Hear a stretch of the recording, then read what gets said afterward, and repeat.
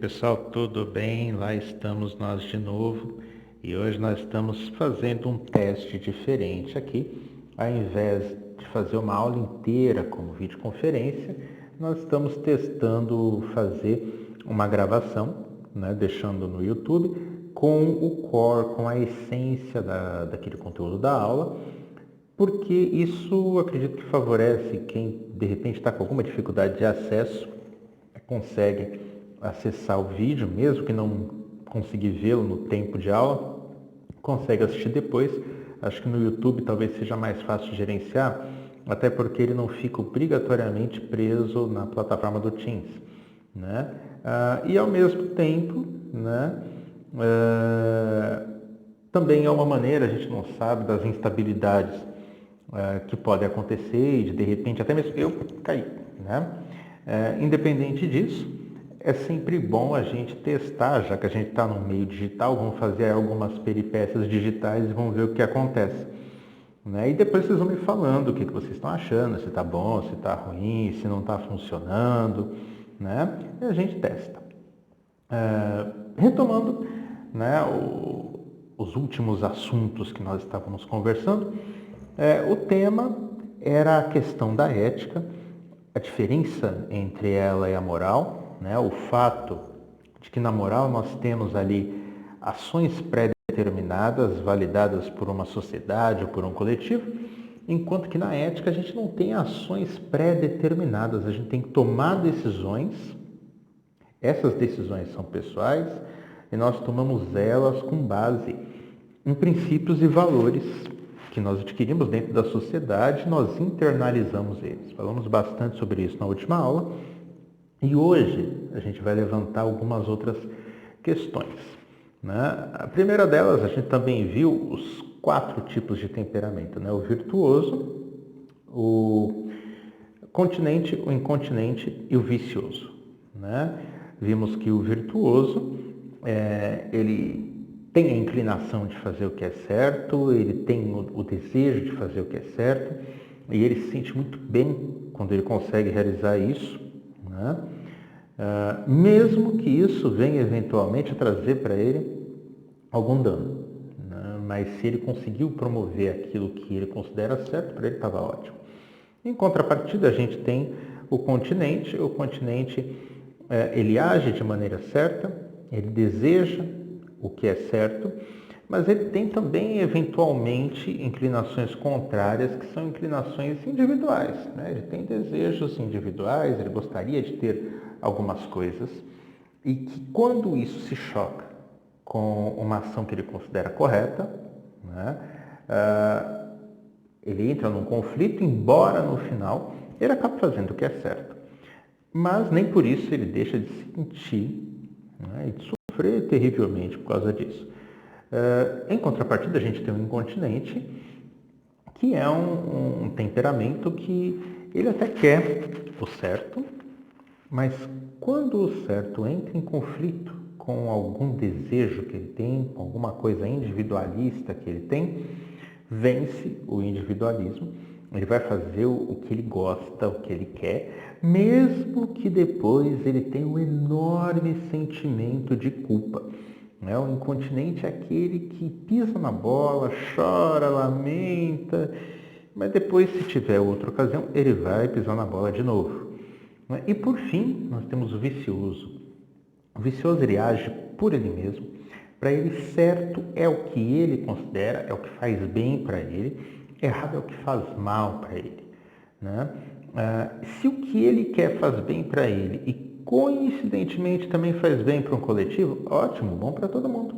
Mas se de repente o que ele quer faz bem para ele e mal para os outros, ainda bem que ele não é os outros, né? Ele é ele e vai fazer bem para ele, então tá tudo certo, né? É muito difícil para o vicioso internalizar determinados valores quando eles se chocam com algum interesse que ele tem. E ele não vai ter o sentimento de culpa. Então, o que ele vai fazer? Ele vai tentar não ser pego, né? Então, ele pode simular um sentimento de arrependimento, ele pode simular um sentimento de culpa, né? Mas isso é muito para se safar daquela situação. É uma simulação, É diferente do incontinente, que realmente sente a culpa de verdade. O vicioso, ele não sente uma culpa real. Mas se ele perceber que alguém que ele gosta, ou que de repente a sociedade vai considerá-lo culpado e vai persegui-lo, e ele quer ser bem visto pela sociedade porque isso é bom para ele, ele vai simular que fracassou, que falhou, que está arrependido. Mas quando tiver a oportunidade, ele vai fazer tudo de novo, né? E na verdade, depois que tudo passar e ele for perdoado, ele vai falar: aquele povo lá, mas eu não estou nem aí, né? Eu não estou nem aí, ainda bem que agora todo mundo já passou, todo mundo esqueceu, né? Então ele não internaliza a culpa e ele não internaliza, portanto, os desvios comportamentais, em termos do que seria ético ou não, né? Para Aristóteles, todos os tipos de temperamento podem adquirir um comportamento ético ou pelo menos um comportamento moral. Todos eles podem aprender e podem adquirir isso, desde que você conheça o modo como esse temperamento funciona, né? E principalmente por causa da força de coerção da sociedade. Para Aristóteles, o mundo é um mundo finito. Então, a ideia de que os temperamentos eles podem impedir a ação ética, isso não acontece para Aristóteles. Considerando que o universo é finito, que o mundo é finito, ele entende que a força da comunidade, de uma sociedade, ela é grande o suficiente para gerar um poder coercitivo sobre todos os 4 tipos de temperamento. E mais, uma vez que para ele o conhecimento gera prudência, e, portanto, as pessoas conseguem compreender o fio condutor do que as ações delas causam, a cadeia de efeito que as ações delas causam, é muito mais fácil que as pessoas venham a convergir o comportamento delas para uma ação ética. Tá? Então, aquela pergunta que pode surgir: mas e aí? Uma vez que a gente tem 4 tipos de temperamento, existe algum que não vai agir eticamente? Para Aristóteles, todos podem agir eticamente. E se pegar e perguntar: mas os temperamentos eles podem interferir nesse processo? Né? Eles podem interferir no sentido de uma pessoa nunca conseguir agir de maneira ética? Para Aristóteles, uma pessoa pode não agir de maneira ética por causa de algum temperamento, mas ela pode aprender. E a força da sociedade para ele é muito grande nesse sentido. Tá? Mas agora, veja, uma coisa que nós falamos, a razão ela é fundamental em Aristóteles para que nós tenhamos a capacidade de adquirir a prudência e tomar decisões. Mas será que a razão ela é sempre o fator fundamental? Isso é o que nós vamos ver hoje com uma outra abordagem que vai acontecer lá no século XVIII. Um dos maiores pensadores da ética, além de Aristóteles, foi Immanuel Kant. E no século XVIII ele desenvolveu uma obra chamada A Fundamentação da Metafísica dos Costumes. E nessa obra ele vai debater toda a questão da ética e dos temperamentos. E nós vamos ver um pouquinho de como que ele vai abordar isso, tá? Eu vou fechar aqui minha câmera por um segundo e vou puxar aqui a apresentação que a gente vai trabalhar agora. Estamos abrindo aqui. Muito bem. Como nós estamos falando, a concepção que Kant tem da ética, ela começa principalmente na concepção que ele tem do próprio universo. O universo, para Kant, diferente de para Aristóteles, ele não é um universo finito e ordenado, como era para Aristóteles, como era para os gregos antigos. Para Kant, o universo é infinito e caótico. Ou seja, a quantidade de variáveis ele é muito maior do que a gente consegue imaginar, do que a gente consegue conceber. Por isso, para Kant, era fundamental que a gente entendesse as nossas limitações. Uma coisa que é extremamente importante para ele é que, na concepção de Kant, nós não temos a visão do mundo completo. Tudo que nós vemos no mundo ao nosso redor ele é o resultado de uma percepção que nós temos, que é a forma do tempo e a forma de percepção do mundo que ele chama de espaço. Então, tudo que nós vemos ao nosso redor é o resultado da percepção que nós temos de tempo e de espaço. Tudo que nós olhamos, né, tudo que nós vemos, ele já parece para nós organizado dentro dessas duas formas de percepção que nós temos do mundo. Não quer dizer que não exista todas as coisas que não cabem aqui. Elas simplesmente estão no mundo. É como, por exemplo, um espectro de cores. A gente não enxerga todas as cores que estão por aí. Nós enxergamos um conjunto delas. E o que nós não vemos simplesmente não aparece para nós. É como se não existisse. Da mesma forma, o espectro sonoro, né? O que está fora da nossa capacidade auditiva, a gente não ouve, né? E da mesma forma, a nossa percepção do mundo todo, ela só cabe dentro daquilo que se enquadra no espaço e no tempo. Então, quando a gente olha para as coisas ao redor, para Kant, existe muito mais coisa do que nós conseguimos perceber.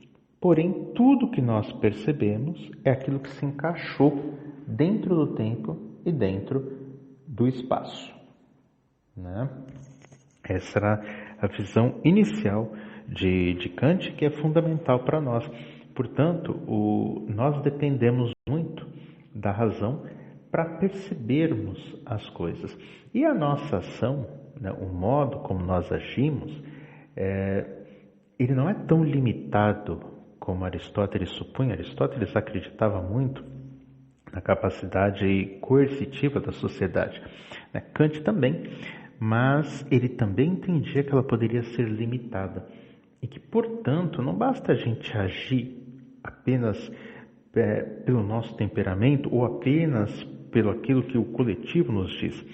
Nós precisamos usar a razão. Todos esses três elementos que fazem parte do mundo humano, comportamental humano, eles estão condicionados à razão.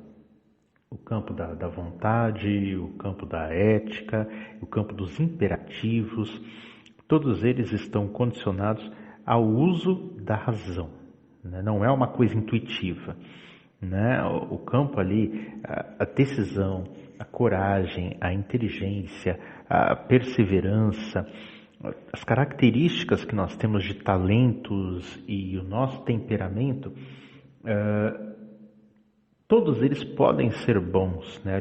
O Kant mesmo ele falava, a inteligência, a coragem, a decisão, a perseverança, elas podem ser coisas boas, mas também podem não ser, né? Tudo depende da vontade que as coordene, para onde a vontade as direciona. Então, a vontade para Kant é algo fundamental. E a vontade é que pode ser boa ou má, já que é ela que vai direcionar as outras coisas.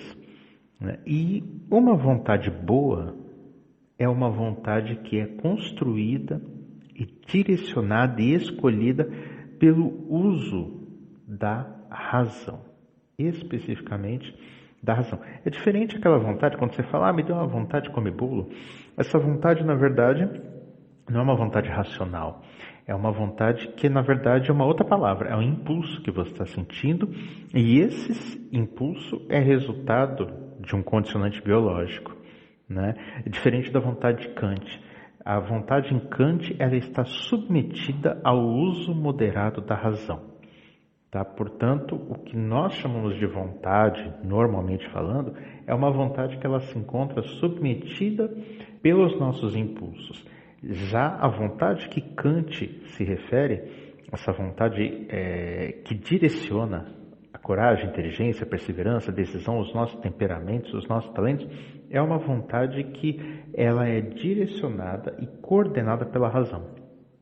Tá? Então ela não está abaixo dos nossos impulsos, mas ela se encontra acima dos nossos impulsos. Tá? Esse é no que diz respeito à vontade. E é essa vontade que vai construir o que nós chamamos de ética. tá? Então, a ética para Kant, ela começa da construção de uma vontade boa, tá? E mais uma vez eu reforço que essa vontade boa é resultado do uso direcionado da razão, tá? Direcionado e moderado. A razão, para Kant, ela tem seus certos limites aí também, né? Por isso que nem sempre a gente acerta, ainda que você tenha uma vontade boa, é possível errar, né? E Kant ele não ignora esse fato. Ele tem consciência disso e ele deixa isso muito claro, né, a respeito dos limites da razão.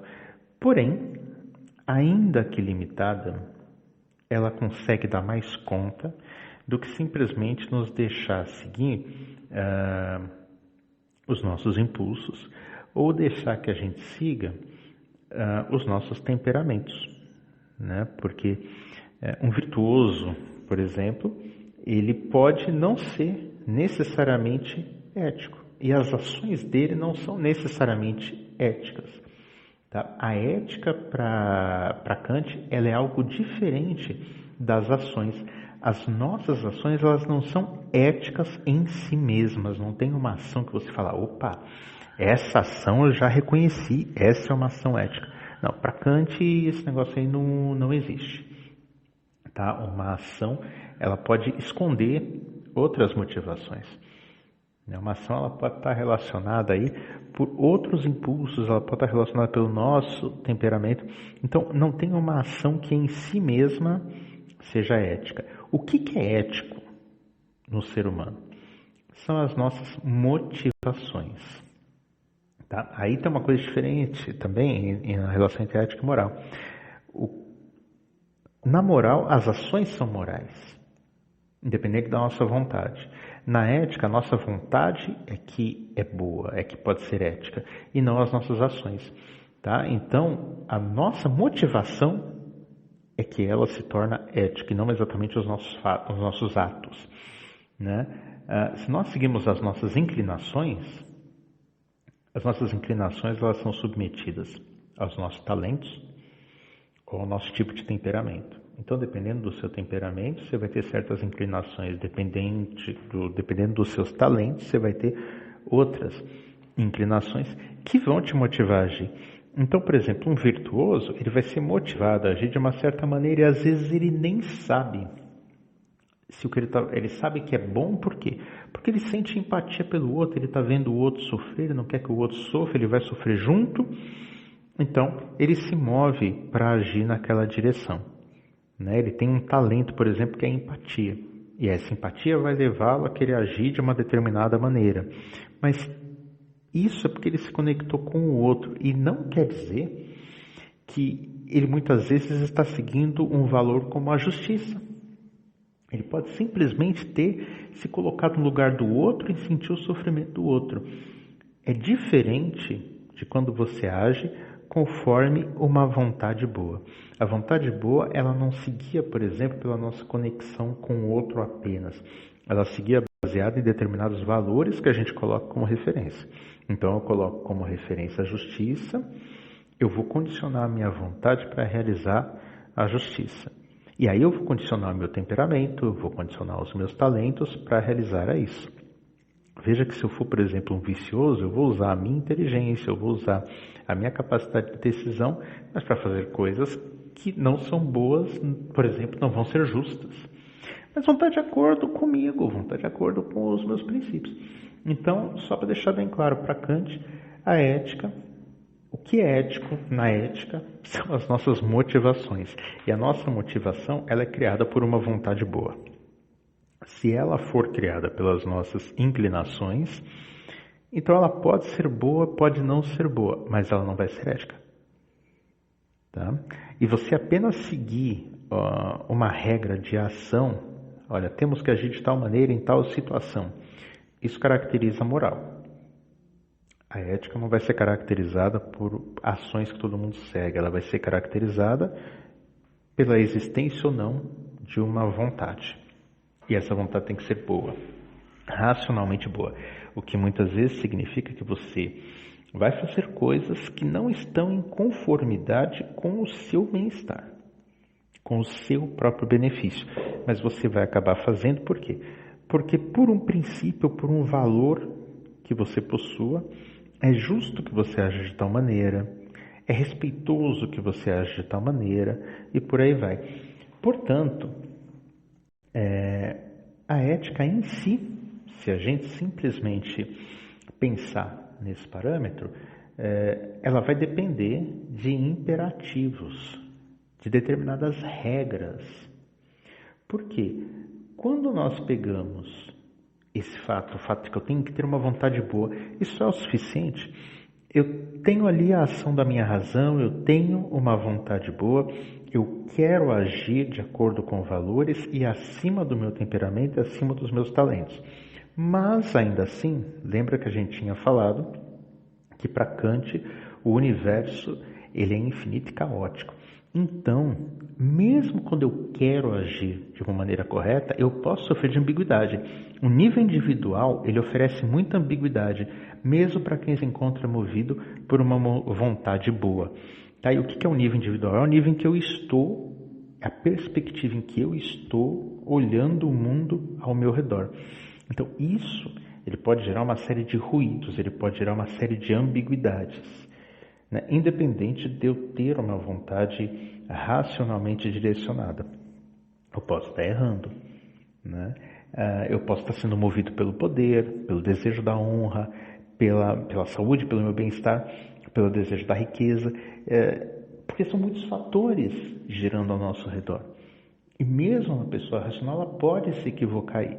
Então eu preciso ter o quê? Uma espécie de regra da regra. Eu preciso ter um parâmetro, eu preciso ter um imperativo, alguma coisa que impere sobre as minhas decisões e que oriente essa minha vontade boa.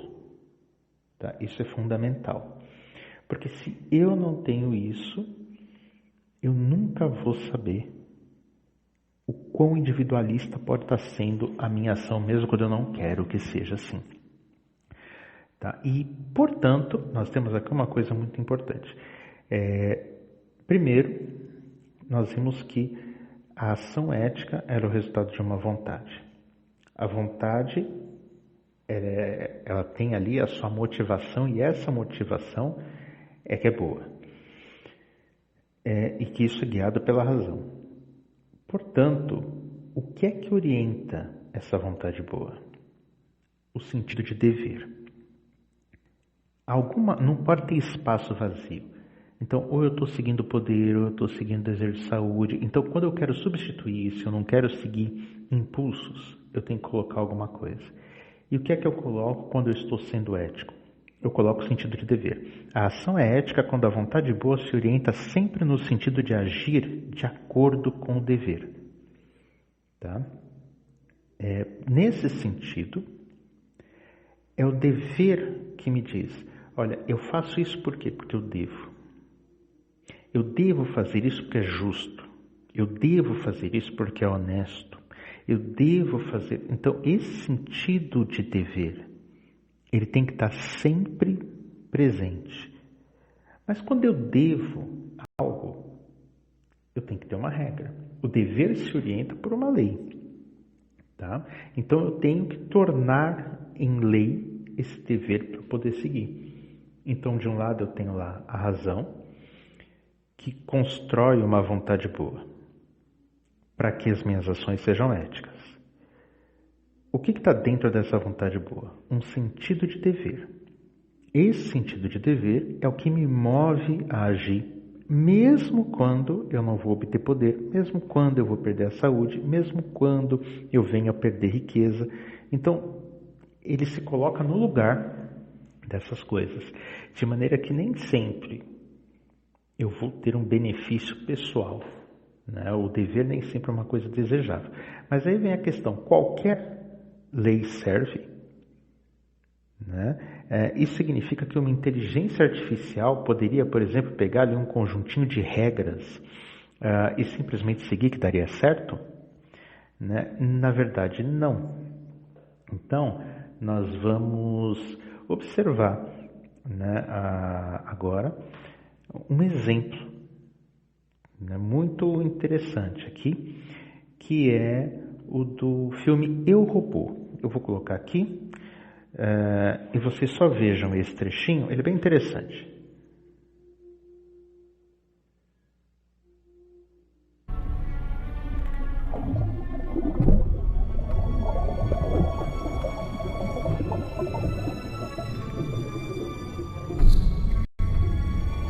Lei número 1.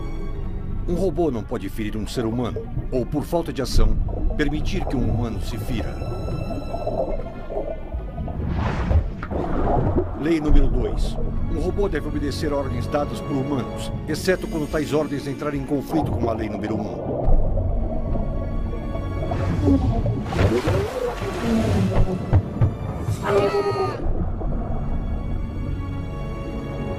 Lei número 3. Um robô deve proteger sua própria existência, contanto que tal proteção não contrarie as leis número 1 e 2.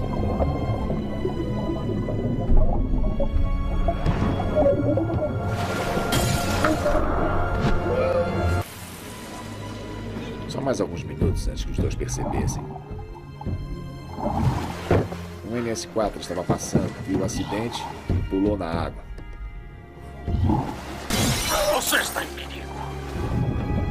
Salva ela! Salva a garota! Salva!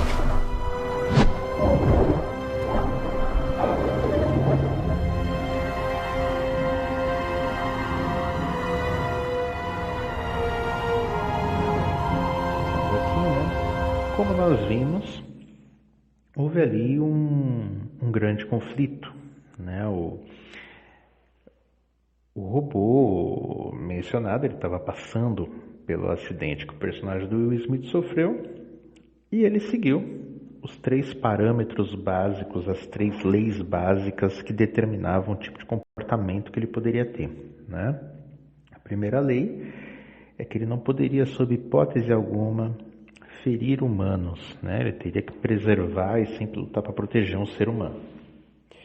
A segunda lei é que ele deveria sempre cumprir a ordem de um ser humano, a não ser que ela o levasse a violar a primeira regra, que era ferir algum ser humano. E a terceira é que ele sempre deveria tentar preservar a sua própria existência, a menos que isso violasse a primeira ou a segunda regra, ou seja, se alguém pedisse para ele se destruir ou se autodestruir, é a segunda regra sendo aplicada, então ela está sobre a terceira, ele se autodestruiria. E a primeira regra, né, ele tem que proteger humanos, então ela está sobre a segunda. Se alguém pedir para ele matar uma pessoa, ele não pode matar.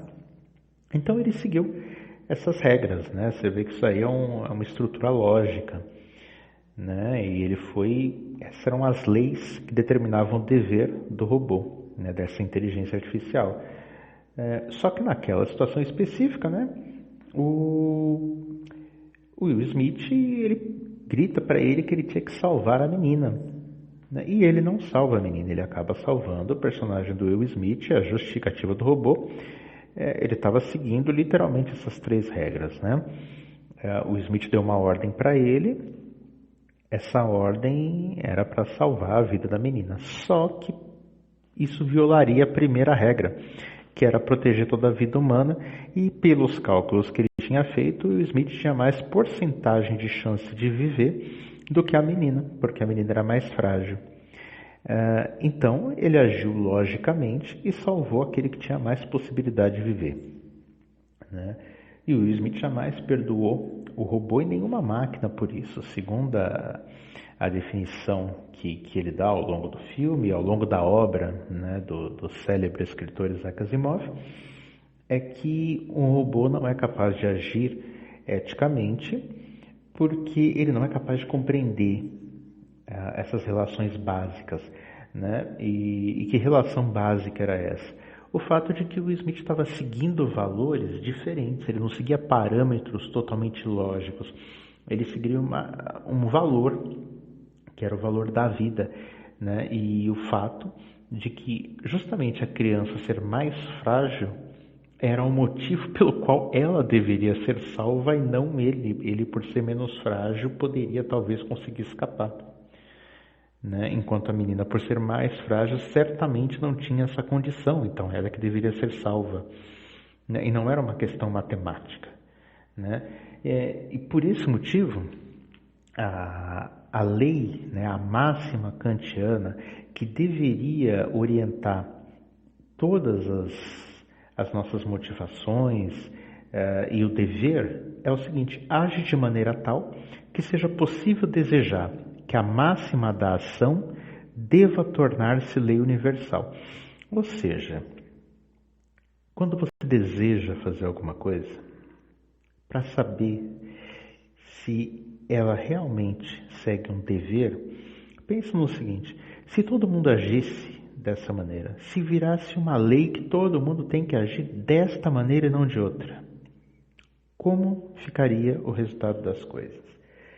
Geralmente, se a tua ação, se o teu desejo, se a tua motivação for egoísta, for individualista, o resultado, se virasse regra para todo mundo fazer igual, a gente teria um colapso em toda a estrutura de comunidade, né? Essa basicamente é a regra que o personagem do Smith segue, né? O que seria a ação válida para todos, né, na opinião dele ali? Que toda pessoa tivesse disposta a dar a vida para salvar uma outra mais frágil. Se todo mundo tivesse essa disposição, o mundo seria muito melhor. Agora, o inverso: se todo mundo tivesse o direito de preservar e de lutar apenas por si mesmo, pelos seus próprios interesses, sem nunca pensar no outro, tentando sempre salvar a própria vida no lugar do outro, o que seria? Qual seria o resultado, né? Um robô jamais colocaria dessa forma. Uma inteligência artificial, ela simplesmente seguiria um conjunto de cálculos. A melhor forma de agir seria esta. Por quê? Porque eu calculo que tem tantos por cento de chance de dar tal resultado e não outro. Só que a matemática, ela pode errar quando o assunto é a vida. Então não é um cálculo matemático, nem uma estrutura lógica que determina a ética, tá? Não é ela que vai determinar o conjunto de ações. Veja que o robô, nesse caso, ele não é moral, porque ele não tem uma ação determinada, né? Não diz, olha, em tal caso sempre salve o cara ou sempre salve a criança. Não é isso. Ele tem determinadas regras ali que determinam o comportamento dele e o sentido de dever. Ele deveria salvar o cara porque a primeira regra determinava aquilo e pelos cálculos dele o cara tinha mais chance de viver do que a menina. Então, salvar a menina conforme ele pediu violaria a primeira regra no cálculo dele. Então, ele entrou em conflito, né? E o Will Smith em nenhum momento ele entrou em conflito, né? Por quê? Porque a máxima que ele seguia era essa: a menina deveria ser salva porque ela tinha uma constituição mais frágil do que a dele, simplesmente não por ser menina, não por ser mulher, mas pela condição dela em que ela se encontrava ali naquela situação, né? E outra, ele não poderia desejar salvar a si mesmo de uma maneira egoísta e dane-se a outra pessoa que está lá. E ele era um policial, então ele via várias condições em que salvá-la era mais importante. Era um dever, mesmo que ele viesse a morrer tentando sair. Então, isso ilustra bem a diferença. E o ponto importante do Kant nesse sentido. Veja que ele não entende que o mundo é um mundo dado, é um mundo de regras certinhas. Ele pensa no seguinte: a ética é principalmente o bem do conjunto, é o bem do coletivo, é o bem de todos. Então, se você tem uma ação que você vai fazer, que ela pode ou não ser individualista, a sua única alternativa seria pensar: peraí, como eu sei que eu não estou seguindo o poder, que eu não estou seguindo o desejo de riqueza, o desejo de honra, alguma coisa assim, individual, né? Como é que eu sei que eu não quero ser adorado pelas multidões ao fazer isso e ser reconhecido como alguém bam, bam, bam? Bom, pense, se todo mundo agisse dessa maneira, o que aconteceria? Se o resultado é você ter um conjunto de pessoas totalmente egoístas, lutando por si mesmas e só por si mesmas, o resultado é que você não está sendo ético. Tá? Não dá para você pensar o mundo, todo mundo agindo da mesma forma. O resultado que você vai concluir é que o mundo se desintegraria, a sociedade humana se desintegraria se todo mundo fizesse daquela maneira. Inclusive com você. Né? Gostaria que as pessoas fizessem isso com você, do mesmo jeito que você está fazendo? Se nós realmente pensarmos a respeito, você vai falar, não, talvez eu não queira que todo mundo haja dessa maneira. Então talvez você não deva agir. Né? Esse é o princípio básico da máxima kantiana para você estruturar o dever. Se você não é capaz de transformar uma ação em uma lei universal, pensar todo mundo agindo da mesma maneira, então não gente, é o correto você agir. Isso. Ok? Tá? Espero que vocês tenham curtido. Agora a gente vai finalizar essa nossa apresentação e nos encontramos na próxima semana.